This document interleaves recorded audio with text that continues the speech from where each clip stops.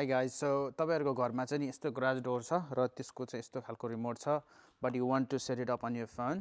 So HomeKit मा setup गर्नु छ भने so आजको भिडियोमा चाहिँ मैले यो कसरी स्मार्ट डोर इन्स्टल गर्ने र मोबाइल HomeKit मा कसरी हाल्ने त्यो देखाउन गइरहेको छु र यस्तो कीहरुको ठाउँमा तपाईले आफ्नो मोबाइलबाटै अन एन्ड अफ गर्न सक्नुहुन्छ र सिरीबाट hey Siri close the door open the door पनि गर्न सक्नुहुन्छ। त्यसको लागि चाहिँ you basically need this product. यो चाहिँ मैले Amazonबाट लिएको। सो Amazonबाट यो लिनुभयो भनेसी तपाईले चाहिँ आफ्नो फोनमा राख्न सक्नुहुन्छ। So you can open and close the door. So you can see अहिले डोर ओपन छ। So if I tap I can close the door. Right? So अब भिडियो हेरौँ है त कसरी गर्ने। सबैभन्दा पहिला हामीलाई चाहिँ यो smart wifi garage door opener भन्ने प्रोडक्ट चाहिन्छ। मैले अमेजनको लिंक मेरो बायोमा राखिदिएको छु। यसभित्र खासमा तीनटा चीजहरु हुन्छ। यो प्लग भयो, त्यसपछि मेन स्मार्ट डिभाइस छ। यो चाहिँ यसमा तीनटा तारहरु हुन्छ फरक फरक कामको लागि। त्यो मैले पछि एक्सप्लेन गर्छु र त्यसपछि अर्को एउटा सेन्सर वायर हुन्छ किनभने हामीले वायरलाई चाहिँ अर्को एन्डमा पुर्याउनु पर्छ गराजको। र हाम्रो गराजको मोडल्स चाहिँ यो प्याडोर्स PDS 101 भन्ने हो। तपाईहरुले यो किन्दाखेरि चाहिँ आफ्नो मोडल कम्प्याटिबिलिटी चेक गर्न सक्नुहुन्छ।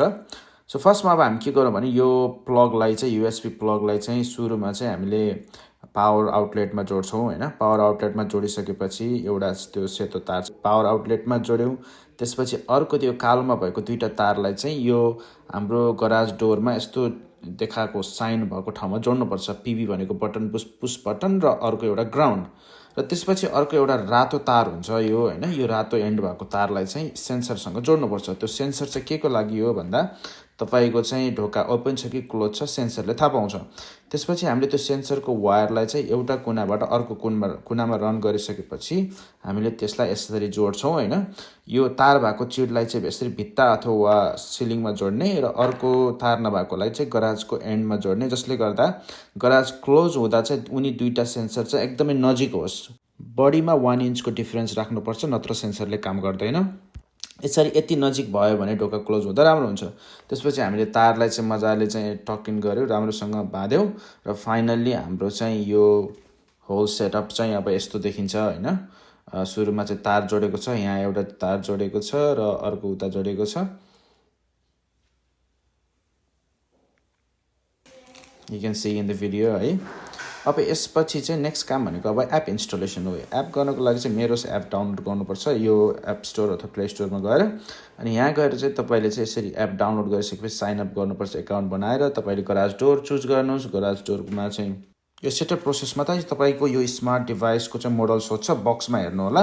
अनि त्यसपछि तपाईको गराजको डोरको मोडल सोध्छ। हाम्रो प्याडोर्स हो जसमा चाहिँ PDS 101 हो। त्यहाँ अप्सनहरु रन नै हुन्छ, तपाईले सिलेक्ट गर्नुपर्छ र त्यसपछि तपाईले पावर कनेक्ट छ कि छैन भनेर सोध्छ। नेक्स्ट गर्दै जानु हैन।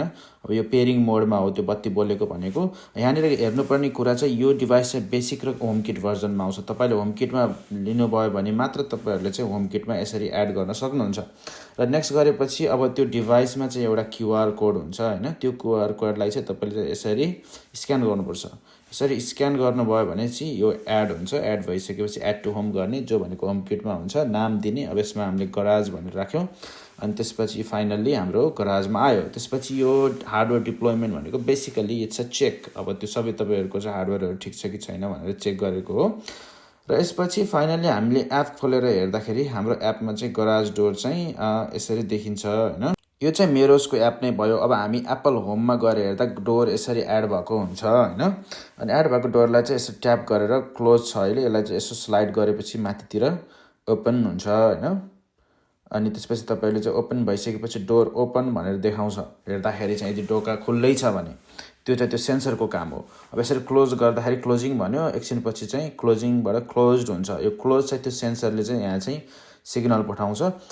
आई होप तपाईहरुले यो भिडियो इन्जोय गर्नुभयो होला। यो भिडियोमा चाहिँ मैले आफ्नो नन स्मार्ट डोरलाई चाहिँ कसरी स्मार्ट बनाउने भनेर देखाएको छु। If you have any questions please comment below र यो प्रोडक्ट चाहियो भने लिंक बायोमा छ, गएर किन्न सक्नुहुन्छ है त।